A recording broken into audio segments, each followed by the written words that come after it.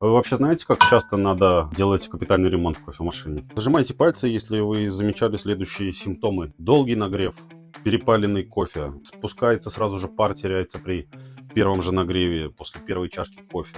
Кофе горчит, кофе или холодный какой-то получается, или не вываривается, не получается пар толком сбить, выключается питание от кофемашины, выскакивает, постоянно срабатывает перепускной клапан, срабатывает термозащита, может выдаваться ошибка на температурный датчик.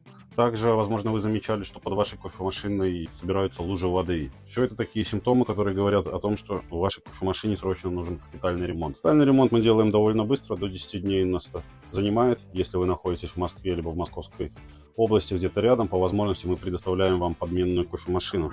Стоимость капитального ремонта на сегодняшний день составляет 50 тысяч рублей за двухгруппную кофемашину. Если вас заинтересовал капитальный ремонт вашей кофемашины, обязательно напишите нам в директ.